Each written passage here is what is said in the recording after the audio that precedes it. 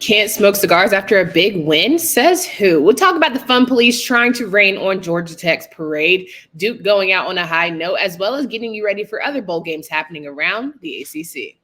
You are Locked On ACC, your daily podcast on the Atlantic Coast Conference. Part of the Locked On Podcast Network, your team every day.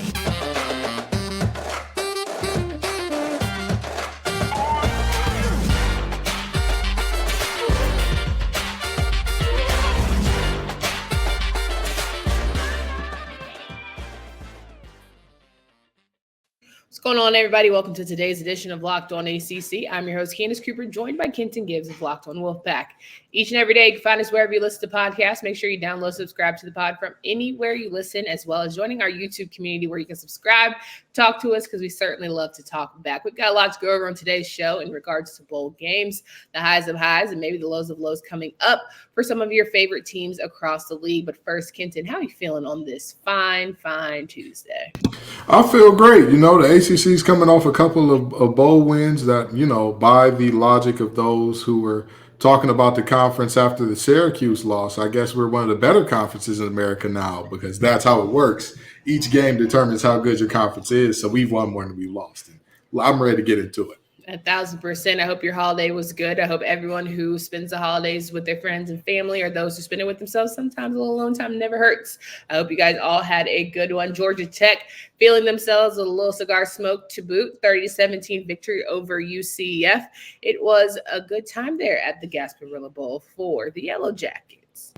Yeah, and I was told that, this team shouldn't smoke cigars and all that, and that, they should show more class, and that this was a situation where, Georgia Tech, you just went 7-6. It's not that big of a deal. But I want to remind people that this team has not won a bowl game since they were running the triple option under Paul Johnson. That's very serious. Like, this is not something that, hey, this is an everyday thing for this team and they do it all the time. This was the first time that most of the guys on that roster, I don't believe that there's anybody still on that roster, even as much as we talk about the 7th and 8th year and COVID year, gray shirt, medical red shirt, hardship waiver guys. I don't think anybody on that roster was around last time they won a bowl game. So this is their first time experiencing it. I don't give a rat's behind if they're 7-6. I wouldn't care if they were one of the teams that got in because they had a good graduation rate and won their bowl game. Let those boys be excited. They've earned every right. Those young men have earned every right to be as excited as they want to be. And if you didn't want to light cigars, don't win. Don't lose the game. But, I know most of the fan base complained about it. It wasn't UCF fans complaining. I'm just saying, if that team lighting cigars was so much of a bother to you, then maybe your team needs to do their part in making sure they don't get to a bowl game next year. How about that, friends? For sure. And as you mentioned, it's been a while since Georgia Tech has had a winning football season. There's been guys that have stuck beside it and haven't entered the transfer portal in the age of NIL, where you change schools like you change draws. It's been very interesting for the Yellow Jackets to see some sort of success. And Coach Key, certainly in his first couple of years of leading this program, has had some highs of highs and lows of lows. But the promise there, the potential, having a 7-6 winning season is certainly something to keep your head high about, as well as Haynes King, who joined LSU Heisman Trophy winning quarterback Jaden Daniels and Caden Salter as the only players with at least 2,700 yards passing, 600 yards rushing, and 25 touchdown passes and 5 TD runs this season. So there's a high level of excitement going into next for the Yellow Jackets, who you were really high on going into the season. And now, as we look towards 2024, certainly can still be one of those teams in the hunt, if not having a better conversation or improving from last year. Absolutely. This team, it should be looking to improve upon last year or upon the year that just ended for them, rather. And this is a team that I'm looking at them and I'm saying there's so much promise there. You look at Key, you feel like he's the guy. You feel like he's Georgia Tech through and through. He's not going to be looking for a new job. This isn't a leaping pad job for him. This is home for him. This is he wants to be in Atlanta for the long haul type of job for him.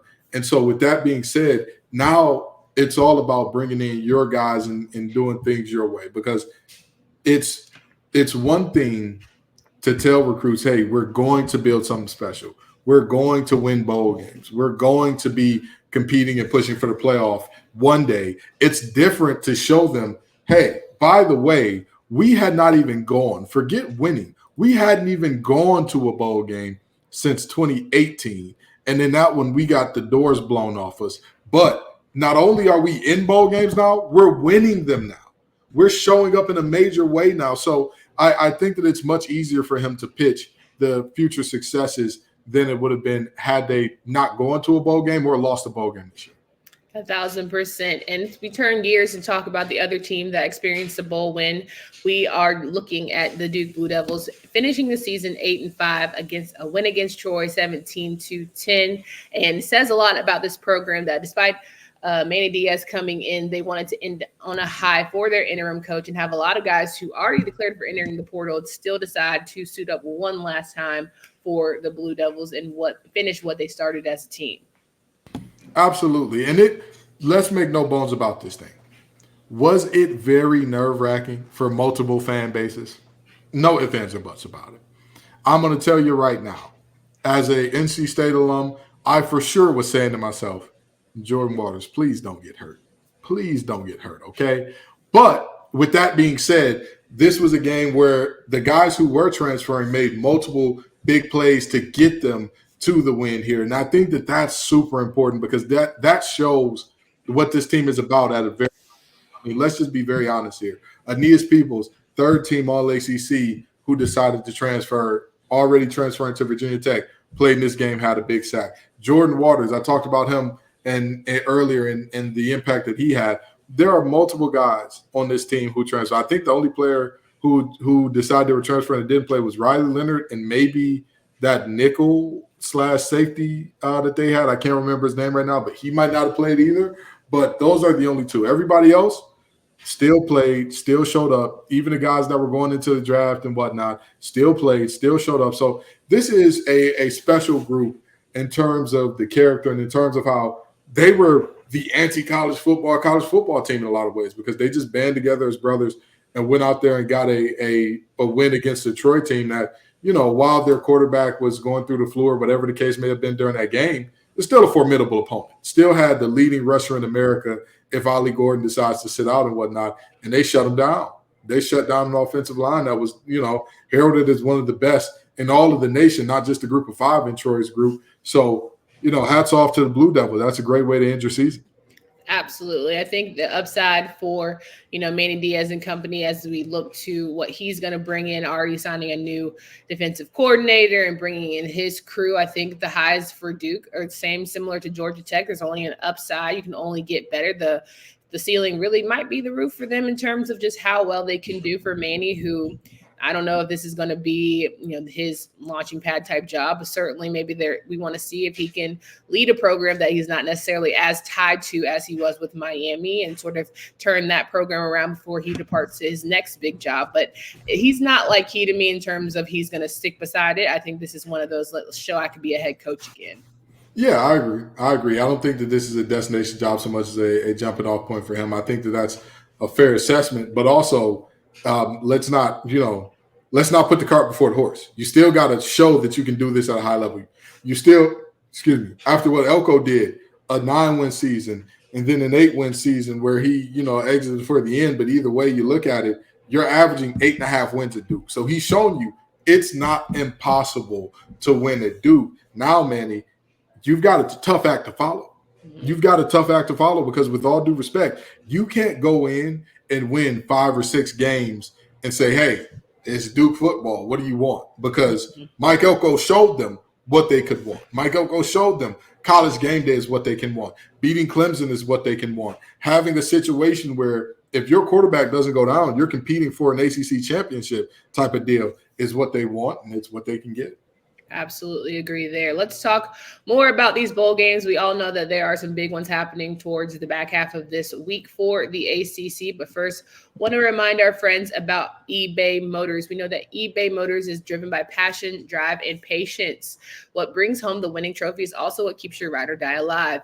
eBay Motors has everything you need to maintain your vehicle and level it up to peak performance. From superchargers, roof racks, and more, eBay Motors has got you covered. With over 122 million parts for your number one ride or die, you'll always find exactly what you're looking for.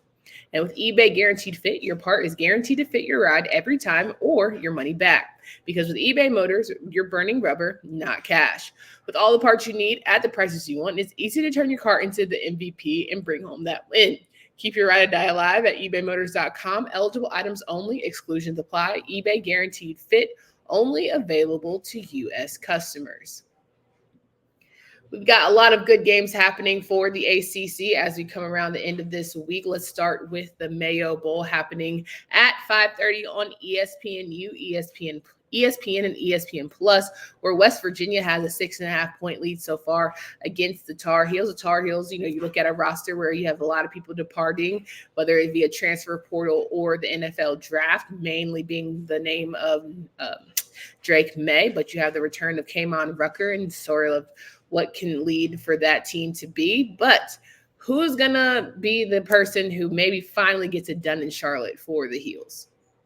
The thing, this game is rather simple in terms of what the Tar Heels need to get done. They need a hero. They need somebody who is unheralded to show up and show out, simply because this game is seeing most of, if not all, of their big names opt out, and it's the new nature of the world, right? It's the new nature of bowl games, and that you're going to see multiple guys, hey, I'm going to the NFL, I'm good. You're going to see multiple guys make that decision and all that. And so with that being said, I don't want anybody to kind of, look at these players sideways or act any type of, well, wait, I'm so confused. Why is this happening? It's the nature of the beast now, okay? It's just the nature of the beast. And so with that being said, this North Carolina, West Virginia game is going to be one that's not your traditional, oh, yeah, Drake May's going to show up and do great things. Tez Walker's going to show up and do great. Neither one of those guys are playing. Neither one. So, there's the reality is this is, in essence, like a home game for UNC.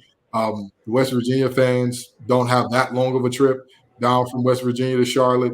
Both teams should be well represented, and I think that this should be a pretty good game. But I'll tell you what, this is a West Virginia team that has greatly exceeded all of it. And so I think that that's something to look out for if you're a betting man or woman or person and you're looking at this game. How are these two teams going to go into this? There is much more of a feeling of optimism coming into this game from West Virginia than there is from UNC because, of course, West Virginia is, again, excited to be there. They're not going to have as many opt-outs and all that.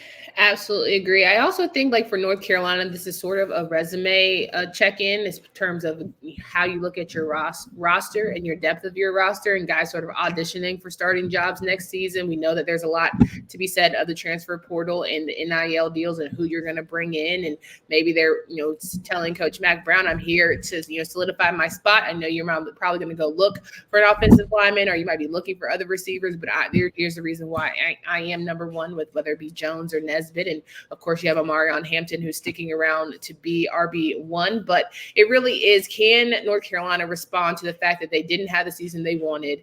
They're in a place where they're familiar with. They've done this before 100 times over in terms of being in Charlotte. But between the Belk Bowl, Mayo Bowl, all the things, can they perform at a high level despite not having the season that they want? I think that's the biggest question for me. And sort of, are we actually changing the attitude of Tar Heel football in terms of we didn't get what we want, but we're still going to perform at our absolute best? Absolutely. And this is a game that has to be shown up and played with some emotion. If the Tar Heels show up lifeless and it's like, oh, we're going through the motions, we don't really want to be here and whatnot, because we know what the expectations were.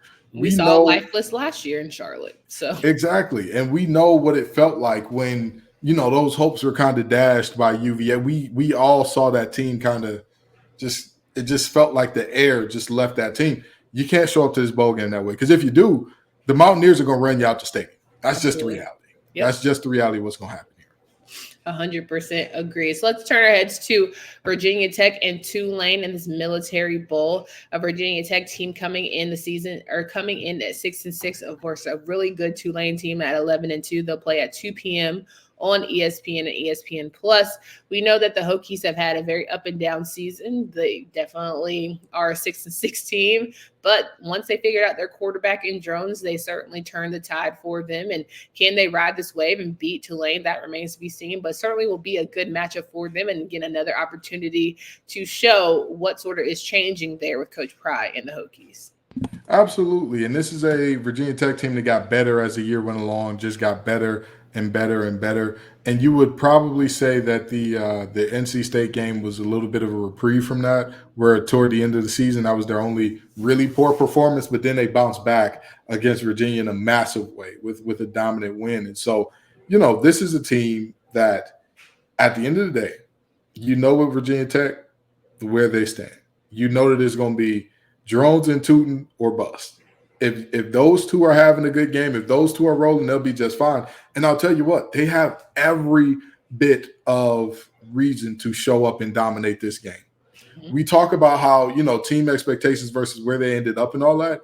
Tulane is definitely one of those teams that was supposed to be, hey, we're going to be one of the winners out of the group of 5 this year. And don't get me wrong, I'm not saying they're losers out of the group of 5. What I'm saying is they were one of the teams that was pegged as, hey, we could end up in the New Year's Six Bowl. And they didn't. And I could feel a little bit of dejectedness from that, especially when Liberty had, the easiest schedule in all of the group of 5, and they're penalized for having 2 losses, one of which came to SMU, who ended up being their conference champion, and the other to Ole Miss. I can understand the dejectedness there, but there's a reason that Georgia Tech is a 10.5-point favorite. Now, do they cover 10.5? Virginia Tech? Yes, Virginia Tech is a 10.5-point favorite. Now, do they cover 10.5? Not too sure about that. But do they win the game? I believe so. Yeah, 100% agree there. I think also just being a Military Bowl, being where it is a little bit closer to home for the Hokies, and they certainly travel well. And I feel as if they're going to get a nice W to get above 500. And that's going to get a good positive for Coach Pry, who is sort of like Coach Key in terms of being super invested in the program. And I think that, he has a long way to go, but improvements are being made now that you found your quarterback. Yeah, for sure. For sure. I 1,000% agree. And unlike other coaches who have been at Virginia Tech, there's no doubling back, reversing kind of, do I want a 1 foot in, 1 foot out? He's got his guy. He's rolled with his guy, and they've gotten better around their guy. 1,000%. Let's end here talking about the biggest game of the day, which will be at 8 p.m. on Fox. USC, South Carolina, there it is. Southern California takes on Louisville, 10-3 program, 7-5 Southern California program. And I think that the Trojans are somebody who, for all intents and purposes has the name. Not going to have Caleb Williams, not going to have your power players for their program, but for Louisville, they certainly are going to have a lot of the strongest of their bunch and trying to end the season on what arguably is one of the best that they've had in quite some time, being a top 15 program at the end of the season. Yeah, not only that, I think another part of one of my ring lights went out there. Let's get that back on. There we go. And another part of what I think is going to be super important for this game is, you talk about not having Caleb Williams and the firing of Alex Grinch, which really didn't seem to make the defense better for USC. But you look at a guy like Ashton Gelati coming back. I mean, that's a massive – you talk about a massive get in the portal or in recruiting or whatever the case may be. I say it all the time. In today's day and age of college football, sometimes your biggest gets are who you don't get got, who you don't lose. And Ashton Gelati is one of those guys that, if he was to go to the NFL, I'm sure that he would hear his name called on draft day. But he decided to come back. He decided he's got unfinished business at Louisville, and I think that he and that defense are going to make it really, really tough on whoever they decide to be the starter there at USC, which is another question that's coming into mind for them in terms of Malachi Nelson entering the portal, in terms of Caleb Williams entering the draft, and multiple things going on in that array. And at this point, I would say that the young man, I believe it's Zachariah Branch, would be the only offensive weapon that you're truly worried about from USC at this point. But it's Lincoln Riley calling the plays. He could scheme open 11 sentient Roombas. So who knows how this thing is going to play out. Yeah, a lot to be said about Riley and whether or not he's going to stick around and all the things that happen and the fun that comes with, his next decisions and all that. But I think more focus on Louisville is it's nothing, again, but positive upticks in terms of if you beat this team, good win for you. We knew it was coming. If you lose, it's sort of just like, hey, we're still a 10-4 team. Nobody expected us to get 10 wins, let alone, get some of the big ones that we had this season. And there's nothing but positive vibes for Coach Brom as he looks towards the next steps for what could be a potentially top 10 program going into next year for Louisville. I think there's a lot to be said about potentially competing once again for an ACC championship and sort of changing the tide, that we've seen from Louisville in quite some time. Absolutely. And also, let's just be very honest about this. This is not a situation in which you're looking at Louisville and saying, hey, this is a team that had a disappointing season or a letdown of a season. This is going to the ACC championship, even if you didn't win. This is still a team that in its program history has had 10 wins or more, 2 or 3 times before this? I mean, the reality is this is still a really, really great season for the Cards. And so this would be a great way to end it. But, even if it doesn't materialize in that way, still a 10-win season is nothing to exactly scoff at. I think this is a big win for the conference, right? I think you look at, what is sort of left of the Pac-12 and just where we're trying to be as a conference and all of the great, numbers and ticks that Jim Phillips loves to remark towards his broad statements. This will be a good, solid win for our league and where we're trying to take things. If we're, summer could come around and there could be nobody left, according to all the things that are happening right now behind the scenes. There could be a couple of lawsuits, not only from FSU, but from some other universities. So it's just, if we're going to ride it out, let's ride it all out with everybody getting a W, because this could be the last of the best for what is the Atlantic Coast Conference. Well, me and Drake Toll of Locked On Big 12 are about to have a conversation about this coming up. Don't worry, Locked On ACC fans. It'll be posted on this page as well coming up soon here. But, there's much to be said about potential realignments and mergers and all the things. And I think that any way you cut it or slice it, these bowl games matter to the universities and these players who aren't leaving more than anything else. Like, that's the reality. In a lot of these situations, particularly with Louisville, you're seeing in year one, hey, we've had success. Brom is likely going to be here for a while, unless he does something real ridiculous, which wouldn't be beyond the scope for a Louisville coach, as we've seen. But very seriously, unless he does something really ridiculous, he's going to be here for the long haul. And so, this is the time to show, like, hey, while we have a situation of, whoever graduating or going through bowl practices and having the opportunity for the developmental guys to compete and all that, it's an opportunity to show what you are. Yeah. So, yeah. 100%. And before we get out of here, we had a pretty bomb episode, before we went on Christmas break. We talked about the grant of rights. We talked about FSU. We talked about Jim Phillips. 5,000 of y'all decided that y'all felt away, right? Left, a good bit of comments, whether you liked it, loved it, hated it. We appreciate you watching. I was at home, literally in my family's childhood home, trying to record this episode, getting it off just because of how important it was for us to make those comments. But litigious was the word that was kicking our ass. Litigious. Gotcha. Yeah. Drake, our old friend from Locked On Seminoles, helped us out. He made sure that we had our jargon together. So we just want to give him a personal shout out for making sure we were together, because there was a lot of things. We're trying to find the big words. We're both very, very college educated and, very well to do about ourselves. But that one was that was holding us back. Absolutely. Absolutely. Thank you so much, Drake. We're going to have you on again soon to talk more once we hear more about what's going on out of No Land. But, for now, the conference is intact, and we still got a show here. We didn't have to merge with Drake and them yet. There were some people that told us that we are going to be out of a job, which, hey, it's been a good ride. If that's what it is. It's been real. Riding until the wheels fall off. It's not the first Locked On conference show to have to, take that L. Shout out to the 2-pack. But, we're just gonna ride it off to the sunset until they tell us we can't, There's Spencer that. McLaughlin, we hardly knew ye. We hardly knew ye.